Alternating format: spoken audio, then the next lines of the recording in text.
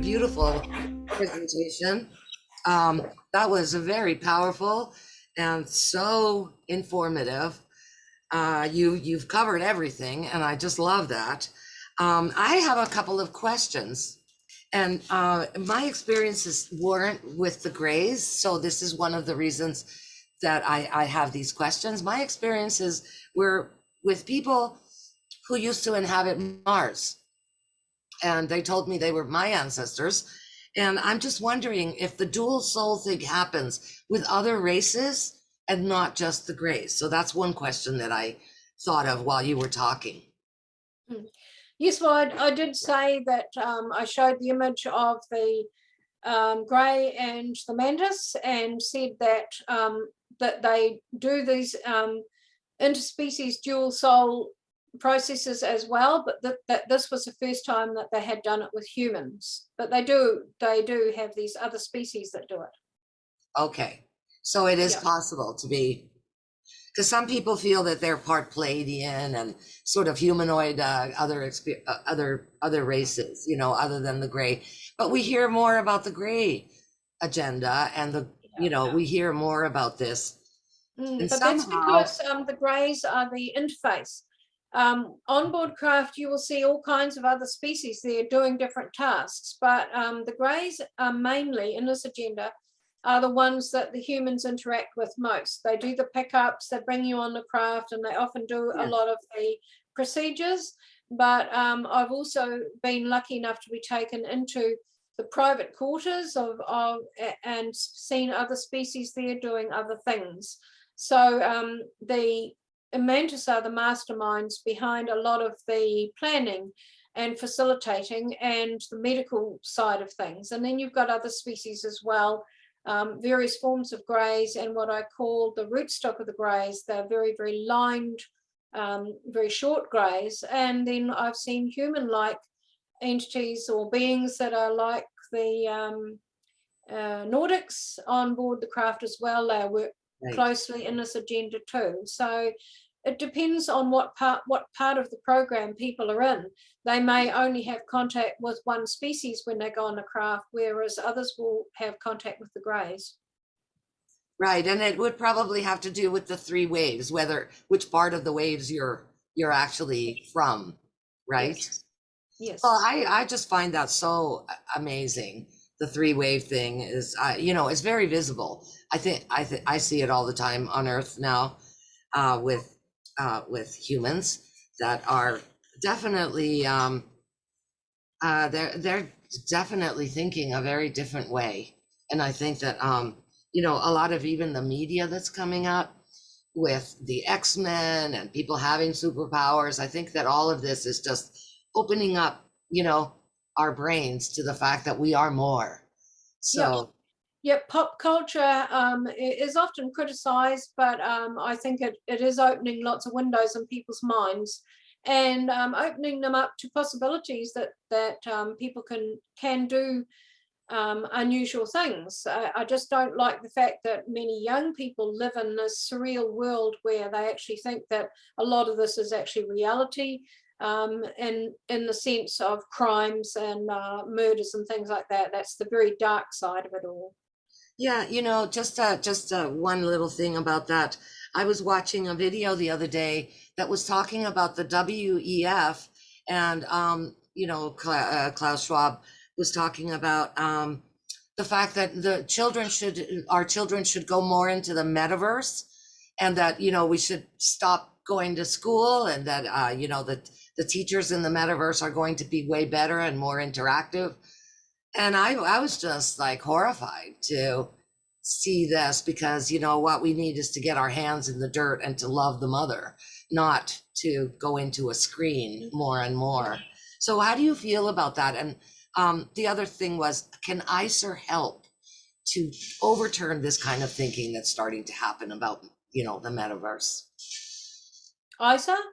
Yes, you're part of ICER, right? You're the founder. Yes, I am. Yeah. Okay, so the first part of it, I'm just trying to put that back together. Yes, well, I think we need to maintain our humanity. It's very easy to people look at the matrix and people talk about the matrix and we're in the matrix and we're doing this and we're doing that, the metaverse. I think that when you go on board a craft, it's clinical in the sense that the rooms are stark. A lot of the stuff that they've got in rooms are actually hidden. That everything is very touch screen, touch something and it'll appear out of the wall or whatever. So often things are there, they're just not visible. It's all very clean and tidy and stark. But their own humanity, if I can use the word humanity with these ETs, they maintain it. So when you go into the playroom and other areas of the craft where there are ET children, it is no different really than seeing us in a preschool or a primary school or whatever, or in a group of loving friends. The whole compassionate side is there, the love side is there, the respect side is there. What they do though is with the younger children, they educate them from really young, and the assumption is there that the intelligence and understanding is there. So I'll take you back in your mind to those pictures of the babies on the bed with my son, and the grey leaning over my son, communicating with him. So his idea is this intelligence is there from birth. And scientific research has come out recently in the world that shows us that babies can understand all sorts of things we didn't think they could understand. We go, goo to them, and that if we started talking more intelligently, they would be absorbing it more intelligently. And so the assumption from very early on and amongst these ETs is that they're able to be educated from birth right through. And but they have some phenomenal ways to educate them, and augmented reality is one of them. So it's not sitting at a computer screen, it's you become immersed. You are immersed consciously in an environment, and that environment may have nature and water and all sorts of fantastic things that may be on another planet, but you have that nature nurture of that planet around you. It's not very clinical like sitting in front of a screen for many children. Now, ISA is a group that's only been in formation 1 year. We've just had our first year anniversary, and our goal is preparing for contact, but that can be done in many different ways. So we have different arms within ISA. We've got those who are looking at what's coming out politically about UAP in the States, and we've got people looking at contact. We've got scientific groups looking at scientific aspect of UAP and contact. So one of the things that we are doing moving into the future is to be making people more aware that contact is taking place. But once again, we have to move through these stages really carefully. Otherwise, you lose people along the way. You could lose a lot of people along the way. So we are concentrating on observing what is coming out about sightings at the moment. And we're waiting, we're doing some preparation within our group, but we're waiting to see what eventually starts coming out about contact or who's flying them. So we are preparing programs at the moment, which will educate the public in these areas, and that includes contact. Well, please stay in touch with us, Suzy. Please let us know everything, because we're as the group is very interested in ISER. And I don't know if you know Miles Johnson, but he was the first person who told me about you guys, and I plastered it everywhere. So I'd like to know more for sure. Okay. And we have a website, ISA.network. You can have a look at. Yeah. Okay. Yeah.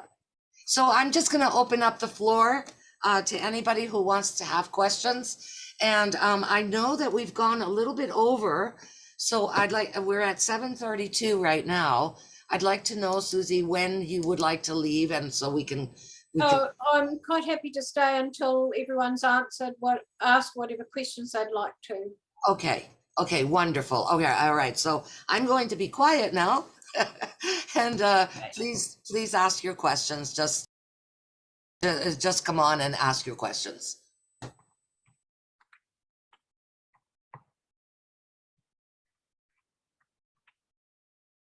I'm just putting that website in the. Oh, great. Okay. So no questions. Come on, guys. There's so many of you here. There must be. Okay, I see that. It's on the chat now, the website. It's iser.network. Yes. When I talk now, that you've got to understand that I'm 67. I mean, I had realizations in my 30s and my 20s and my 40s about aspects that things that I had been told but didn't fully understand. And then something would come along that would help me to understand that. Or I'd read something scientific and it would go, oh, that's fallen into place. That's exactly what this technology is about, or whatever. So we're starting to discover some of the things that I've talked about. And if you're concerned that I've made it up, I'll direct you to the fact that I talk about, have speeches on technology. And some of the things that the ET technology I was describing decades ago, I have been contacted in the last 6 years by so many scientists who tell me, I understand what you're talking about there, and we're trying to do that now. For example, after my speech at the Congress, I was approached by a medical executive who was in charge of a machine being put into American hospitals. There were only 6 of them in existence. They cost multiple millions each machine. And it was attempting to see into the human body. It was specifically designed to find bleeders after operations. And so they could scan the body, and this scan would go up on a screen, so it would be like a 3D scan of the vascular system, and they would be able to track and find the bleeder and save the patient's life. So this massive piece of technology costing so much was attempting to do what the piece of technology I've seen on craft and had talked about for several decades is doing. So he came up to me and said, this is absolutely fantastic. It's amazing, because what you've described, I understand, because that's what we're trying to do. But we're finding it really hard. We've produced this massive machine, and here you are showing a light that comes down from a circle on the ceiling and does some kind of energy or frequency that does exactly that. And they could touch a screen, there's your vascular system. What I have been doing for years, since I came across a specific grey in a corridor in a craft, and I knew that he was different. I knew that he was a very unusual hybrid. He was part human, part grey, highly intelligent and only quite young, but he looked like he walked and moved like an arthritic human, but I knew he was young. And rather foolishly, because I was so overawed by him, I asked him, can you give me some advice for my life? And why I asked a question like that, I can't imagine. Corroboration. And that made no sense to me at the time. And I was really disappointed. I thought he was going to give me like a psychic reading. And all I got was this one word, but it was quite some time before I realized the significance of it. And I realized that for a speaker like me, speaking from 1997, quite early in the picture, to be believed, I had to find other people who'd seen the things I'd seen. So over the years, I have come across a handful of people who've seen some of the things I've seen. Steve Boucher in Canada is one of them. He's seen a handheld machine that can see into the body. Mine was from the roof, plus I had seen a handheld one that was put over me as well. And his drawing and my drawing are virtually identical. And then the light elevator that I showed you before, I found 2 people who've traveled in the light elevator and can describe it exactly, almost word for word, as feeling like velvet on the skin, and describing it as like liquid light, being immersed in liquid light, but you could breathe normally. So to me, if you've got people you've never met before, you've never seen any of their stuff before, and suddenly you come across them or they contact you, And they've got this old material that is verifiable and provable, like Steve's material in his drawing was in a QFON magazine in Canada years ago. Then you've got something that's a reality. You're not having a mass hallucination with several other people on the planet. This is a reality. They are able to describe the use of the technology the same as me. Now, there's lots of experiencers who've got that kind of corroborative evidence, but will anyone look at it? Just started reading Jeff's book, and I haven't got very far through it yet. And when I finished it, Jeff and I are going to talk on Zoom. So we haven't done that yet, but what he drew my attention to when he first contacted me was, could the white room that I describe, where this disintegration of matter takes place, be the same as your white room? Yes. And so the first thing I read in the book was the white room. And yes, he describes it very, very closely to how I described it. And there's a gentleman who's quite elderly now who goes by the name of Carlos. And if you read late Dr. John Mack's book on abduction, Carlos is one of the people he devotes a chapter to, who he worked with in the early days. And Carlos contacted me after my book came out, and we've communicated quite often over the years. And he said, I know about that white room, and read John Mack's book. And I had already read it, years ago, but I went back and read it, and there is Carlos's description of the same kind of thing. So there's three of us who've experienced what we call the white room, where matter can be disintegrated and your consciousness and your manipulation of matter is enhanced by the big brain of the craft.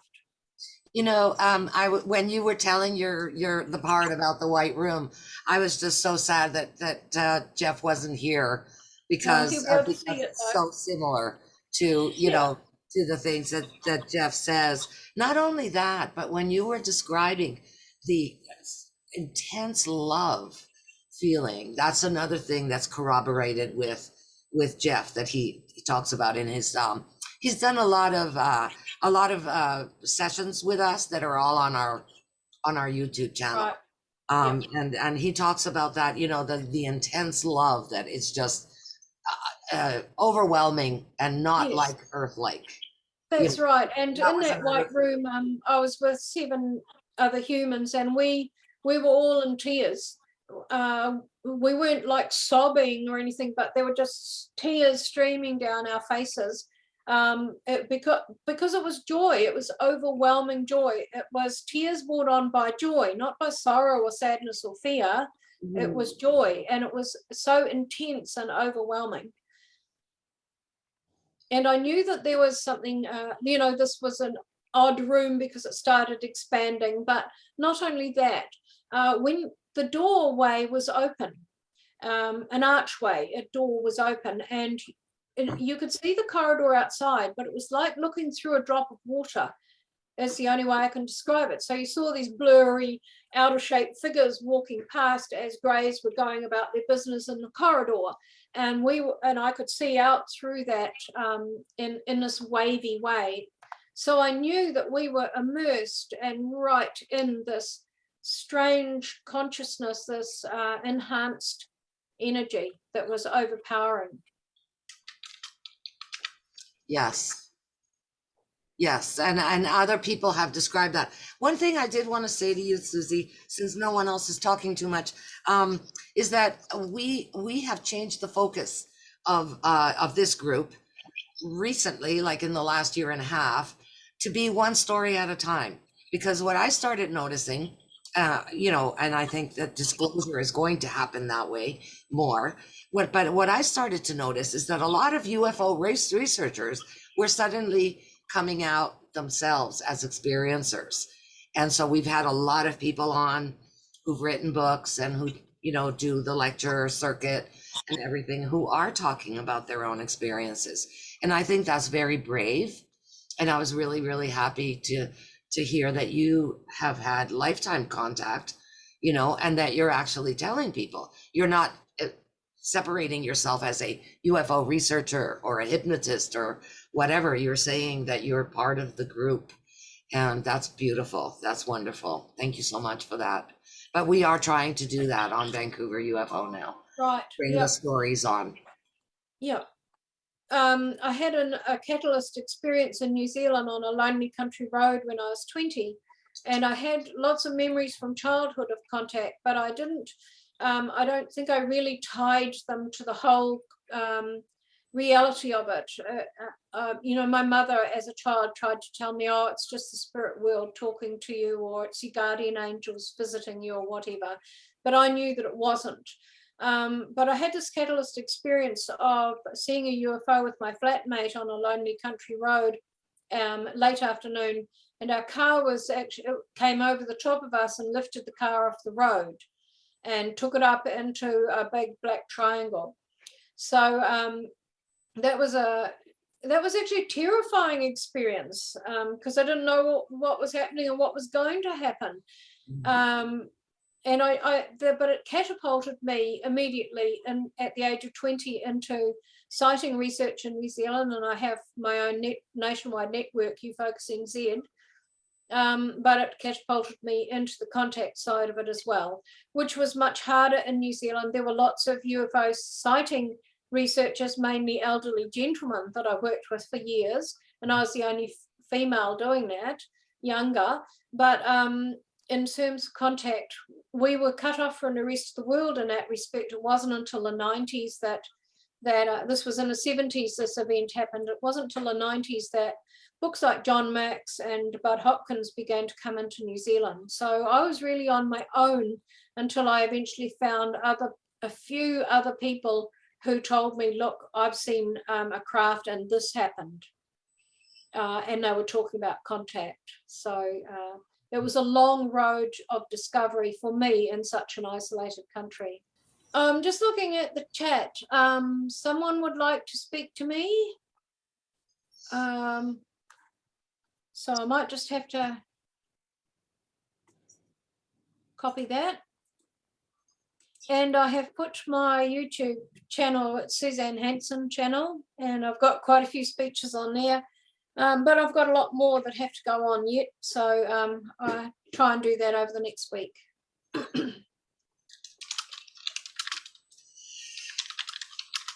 Yes, come on, people.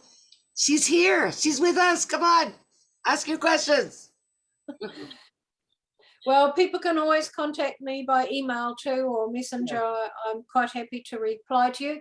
There might be a short wait because I've got a bit of a busy week ahead of me. Okay, so I've just put my email there for you, Suzy. Okay. Well, Steve, did you want to ask anything, or are you feeling quiet? There we go. I think you can hear me now. Come on. Yeah, it's this is your second presentation I've been able to see since yesterday, of course, and I appreciate what you do. And the reason why I don't ask too many questions is because you've answered some things that experiences I've had, and so in other words, you've been able to bring out some things that. Like with the instance you were talking about, the two white circular orbs, and I've actually had that happen to me where I live, and they were actually showed themselves into the skylight ceiling. I live in a motorhome, and so I experienced that because it was so unusual that, of course, I have experiences throughout the week of different things, and I do see craft, different parts of the sky, and it gets to be where I've had over probably 100 sightings at least. And so it's more than anything is to get some cooperation with it of others that have seen things, and experiences of, like you're talking, those tubes of light. I experienced that when I was like 8 years old. So, it's just things that I question.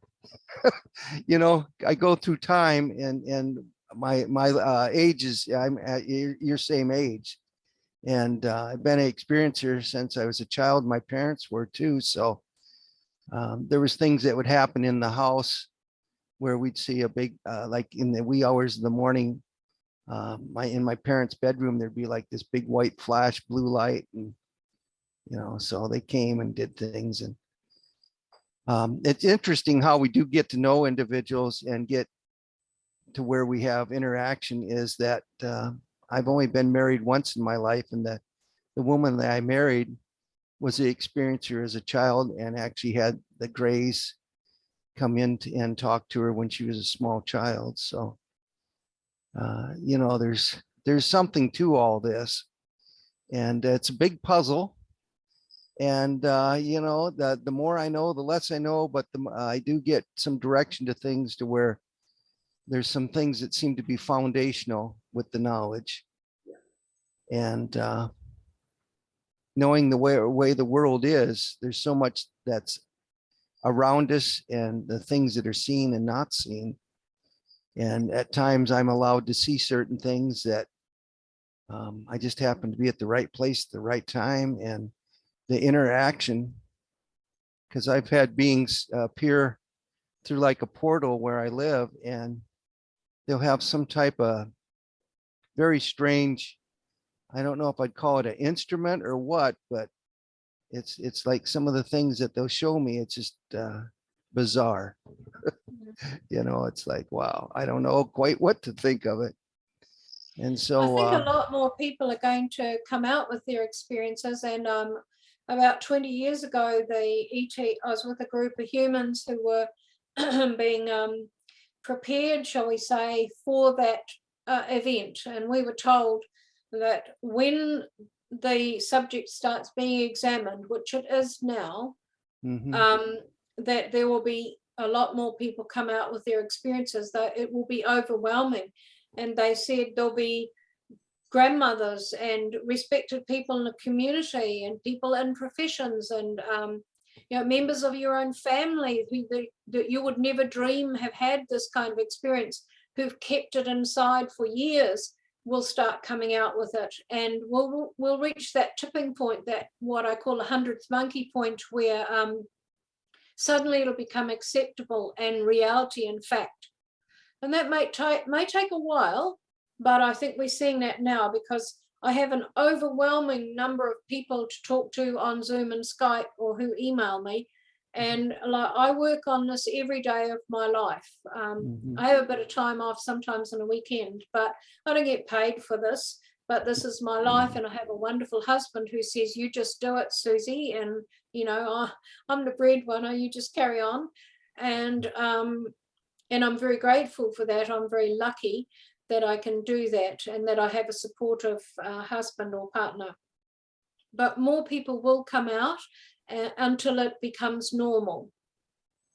Suzy, I think we're pretty much there almost, I would say, because if you go on YouTube, there's so many websites now that have like 100,000 subscribers, and all of those people, if you look at the chats, they've had experiences, and people are really, really coming out with this. It's becoming quite normal. I think it's becoming normal. It is. But if I can say this quite cautiously, I agree. But the Greys also said that there will be a lot of people making claims that are not true. But they just want to jump on a bandwagon and feel that they're part of something. And they said, beware of cult-like groups that will form, that will be influential cult-like groups in the subject. Be very aware of that. Be very careful what groups you become a part of. And they said, when the time of examination of the subject comes, where they really start looking at contact, there's going to be a lot of pushback, particularly from fundamentalist Christian and religious groups. They do not like this subject at all, and there'll be pushback from them, and perhaps other groups as well, who don't want their power and control to be taken away from them. And so there will be a danger period where you will see a lot of people drop away. for two reasons. One, because they were just jumping on a bandwagon and half of the things they've said they've made up and it's not true, or they just don't have the commitment to the subject. And what will be left will be a core group of people worldwide who stick it out and help to bring it really into the consciousness and into a reality. Yeah, I To add think to that, That's all directly from the Greys. That's not me saying that. That's what they told our group. I think another thing about it, Suzy, is for instance, in our group, we're all volunteers. You know, I work every day of my life on this, and so does Jeff, and you know, the core group in our group, and we don't charge any money. I mean, we do take donations, but we ourselves don't take a salary or anything.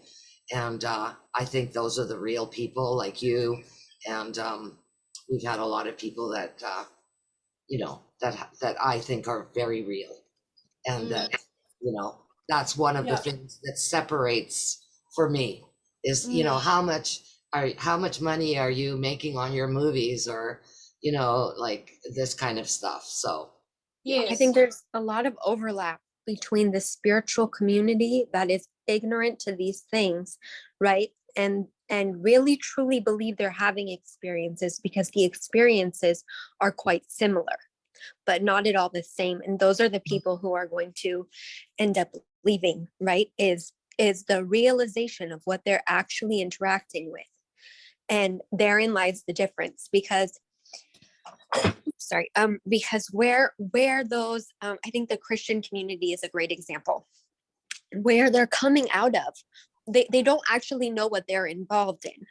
The Christians have been woefully misguided, and that's evident within their own Bible, where it's, you know, follow the straight and narrow, and, you know, the path is hidden, right? And yet it's the biggest, most prominent, you know, quote unquote religion, right, that is able to make decisions for itself. It's if they're not being prosecuted, then they're, you know, whatever. Anyways, but the concepts that they're fighting have a lot of validity, right? Is trusting in what you cannot see and are incapable of understanding, right? Is when these entities are expressing something to you, and in a way that is completely and entirely controlled by them as far as to what you are able to perceive, right? Therein lies a lot of inherent danger. And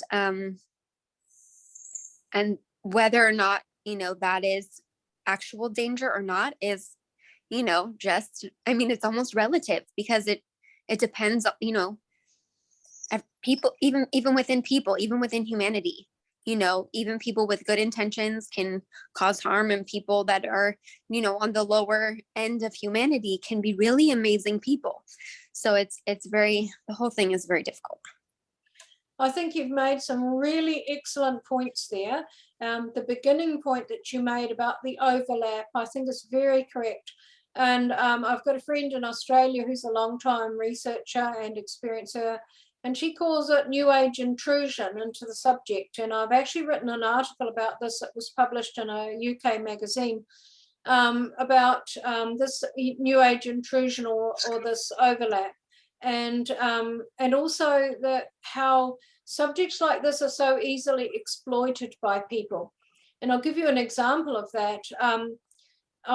I've spoken quite extensively in the States, but I have to say that there was only one conference, but it was actually Canada, that paid my fare.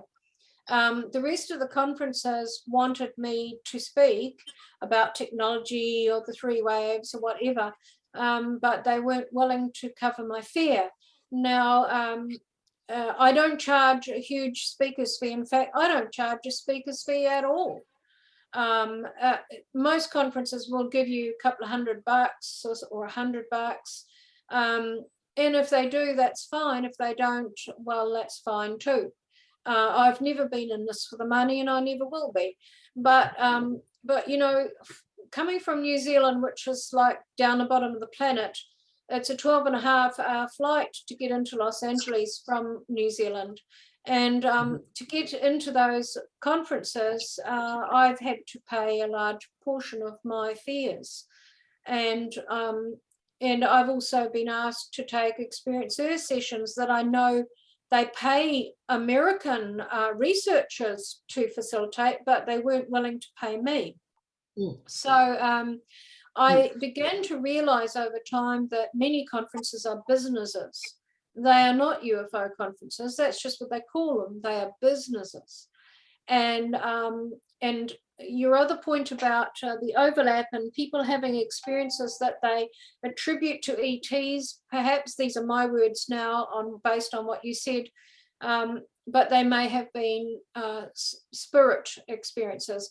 I am a medium. I have been since I was born. I've always been able to see and communicate with spirit people. I've never charged money for it, but I've done a lot of work in that area over the years. And I know that many of the people have come to me over the years saying, oh, I'm so excited.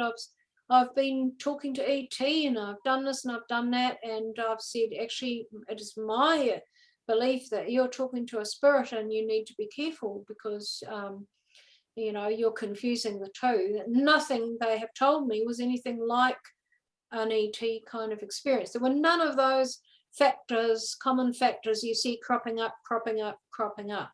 So I think that you've kind of hit the nail on the head in your statements there. I agree with what you have said. Thank you. That reminds me of something else I wanted to say, Suzy. Yay to your husband. He's a marvelous artist. And I wanted to thank him very much for the work that he helps you do. You are very lucky to have that for sure. I have one more question, if no one else has a burning desire. The question that I have is that I believe that a lot of us are awake now. And, you know, there's a lot of people, including myself, who believe in mass meditation. And do you think that mass meditation with people that are awake could help to change the negative timelines to a positive timeline? Honestly, no. No? Okay. No. Do you want me to explain why I feel that way? Yes, please. Yes. Well, a long time ago, the ETs, when I was in my 30s, I was taking a meditation group because everyone was into meditation and I'd been doing yoga, and so I took a meditation group. And they very promptly told me, do not meditate because you do not understand yet, humans do not yet understand the energy system of the human body. And they were looking at the external energy system, what we emanate outwards, but they were also talking to me and showing me in a 3D image the internal energy system, which we are not aware of. And they said that they pointed out that there's people who meditate for a variety of reasons. Some meditate for the right reason, as I'm sure you do, Mimi, to help the world or help healing or whatever. But there are people who do it because it's the in thing to do or whatever, but they don't actually lead a meditative life in the sense of their intention. Every day, their intention and everything every day is not conducive to a meditative person or a meditative state. They also pointed out that while we do not understand the energy systems in the body, we can actually do harm to others through meditating near them. What we're putting out can carry our vibe, and our vibe may not be right for people around us. So I'm kind of on the fence with meditation. My husband is a great meditator. He gets up at 5 a.m. in the morning and meditates for quite some time. And it may be helpful for him. It's not helpful for me, as I discovered. That doesn't mean to say it's not helpful for everyone, but I think we need to understand that there's this timeline of things that will happen on the planet that the ETs are aware of, and we can meditate and try to change the vibe of that as much as we like, but it is actually our actions, not our meditative mental or state. It is our actions every day and our intent every day that makes the changes. We need activity and action. Yes. And not so much putting the energy into the psyche, of the psychological state of emanating peace and love, is demonstrating peace and love. Yes, thank you very much. That's really helpful. Would you say that that's because it creates a vacuum somewhere else? The meditation.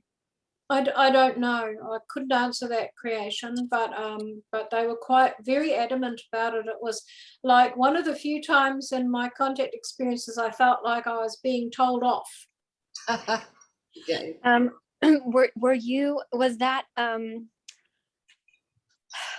can I say this? I'm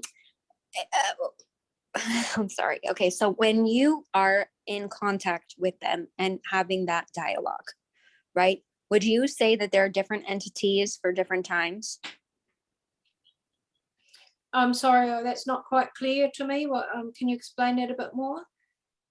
Just like how I can interact with different people of different thought groups, right? I know that my conservative Christian friends are going to be a very different opinioned people than my friends that are in the occult. And they are, but you know, there's a lot of similarities between the two. They can both have very similar goals and beliefs, and maybe even similar practices. But I know that I will get very different answers in certain areas of life, right? Okay, would you say that maybe that the dangers presented of meditation, would you say that would have been in their opinion, or was it along the same feeling of this is a universal truth that should have already been understood to you? It was more that we're teaching you a universal fact. We're teaching you an energetic fact. And it wouldn't matter if I'd spoken to those greys that were there at the time, or one in the next room, or one on the next floor down. I would have got the same answer. Whereas, as you've pointed out, if we talked to different people, we can always find someone who will align and with our opinion and bolster it and give us that confidence, or align with us. And we might find someone in a supermarket who would oppose that opinion. But with the ETs, it's like the hive mind is, everything is solved and everything is fact. There are variables, but these are the variables. It's like the expansion of their knowledge and their perception, the ability to analyze things acutely is what makes them very trustworthy in terms of their knowledge. Like the artificial intelligence that we have instead, but it seems like they're a biological intelligence. Well, lots of people, experiencers and other people, say that they are some kind of robot. I've never found them like that. If they are a biological entity that's been engineered, they're exceptionally advanced and they can experience emotions and all that kind of thing. But I've never found them to be robotic at all. I've touched their skin. I've had my hand on their hands, so I know what they feel like, and I know that we're producing synthetic material that can feel like skin, etc., ourselves for prosthetics, etc. But I've never found them to be robotic. I do find them to be connected to the big brain and the hive mind. I think I'm less interested in their reality, so to speak, I'd probably just be as likely to believe that we are robots, you know what I'm saying? But I think my question is more along the lines of perhaps more along the lines of the power behind meditation, right? Because I can see, I hear what you're saying, and the truth of what you're saying is there's a lot of potential danger when it comes to meditation, because it is both it's a very spiritual practice, right? And it's very effective. And because it's effective, it's dangerous. Just like guns are dangerous, because who it's in the hands of becomes a danger. And yet it can be, whatever, So I guess I'm probably more curious to that because of maybe my own personal biases. I don't know. But I find that very fascinating. Well, the reason that I asked it is because there is so much mass meditation going on right now to try to change timelines. So I thought it was important because it's happening, right? It's really happening. And having bodies. The ETs told a group of humans that I was with that oh, it's gone out of my mind now. Hang on. What did you say? The timelines. Yes. The timelines are like a rubber band. They described it as a rubber band. They reach into your mind, they pull out a concept you understand. So they pulled out the rubber band. You can pull it to here on Monday, and it's this big, and humanity's doing quite well. And the next day it might pull right out to here, and spiritually on a global level, we're doing really good on that day. And the next day a war starts and we go snap right back to here. So the timeline, they said that certain things are going to happen on the planet that will be unpleasant as we go through this phase. But it's what actions we take and how many people wake up to other realities and wake up to the state of the planet that is going to tip us over to maybe lessening the effect of these events. So that gives a connection to our power of intent or our actions in the positive and waking people up and sharing information and ideas. It tells us that that is connected energetically to how the planet might react in terms of natural tragedies or disasters, earth changes and earth movements. So we are on a living entity, we are living entities on a living entity, and we interface and we interact. Now, some people may say that meditation is part of that. We're putting out this. All they were saying to me was that for me, I should not do that, and that many humans should not do that, not all, and because we are unaware of what this, the interaction with the inner energy fields of the body, and what we put out, and what part of our emanation goes with what we put out. So it's like I'm going to hang my dirty washing out, and everyone can see that I've done my washing today. I'm a clean person because I've done my washing. But the dirty washing is actually all the things that needs improving in your personality and your life and the way you treat people or whatever. So so there's kind of this catch there to it, that meditation has its place, but we have a lot to learn about it, and we have a lot to learn about the effect of our thoughts or our emanation going out there, because it can be damaging. That makes a lot of sense. Yeah. I'd just like to say hi to you, Aletta. I see your name there. I don't see your face, but very nice that you're here. Okay. I wonder. Oh, sorry. I wonder. Looking at the time. Oh, just one little one. Yes. I wonder if that might have something to do with telepathy and the purity of what you are as a person. You know, if you're meditating, and I'm only guessing at this, maybe you lose a little bit of your original being from 3 years old to 5 years old or whatever, do you think maybe that might, I guess it doesn't really make sense, that might water down who you are? No, no, that doesn't I make don't sense. think so, but I do think that when we meditate, there will be some people. Everybody has a different. This is the medium in me speaking now. Everybody has a different. How can I put it?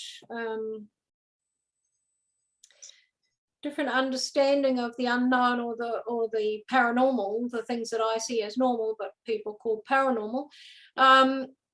And there are some people who won't recognize certain things that might not be good for them.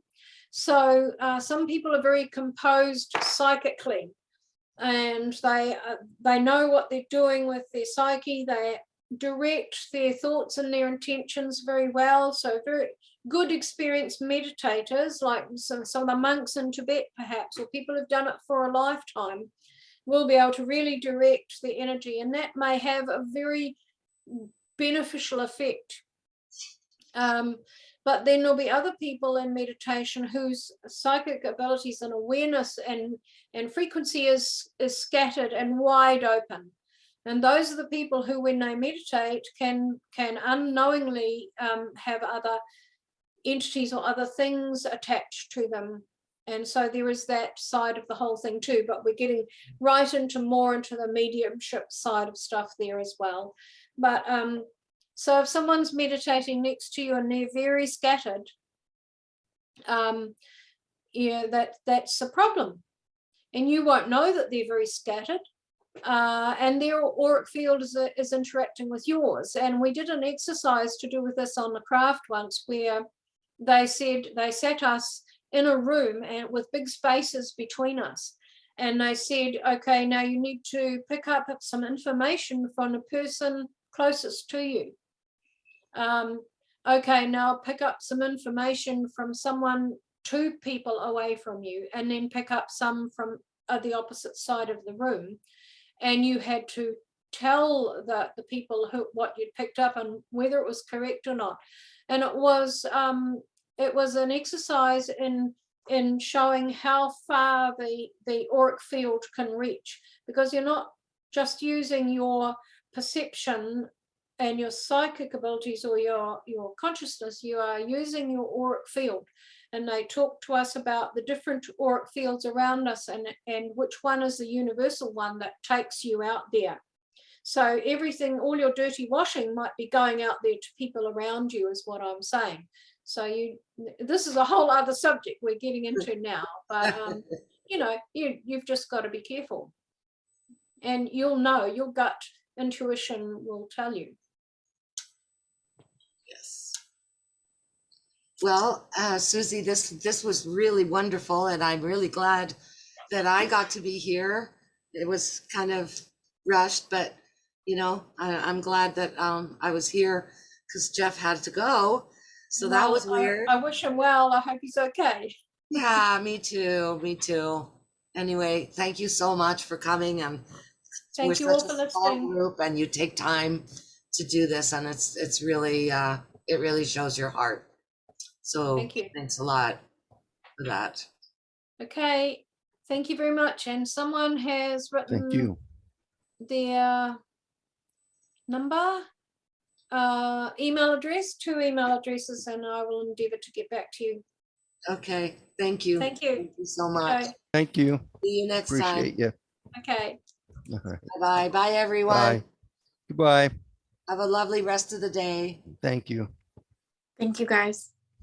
Bye-bye. Thank you. Bye.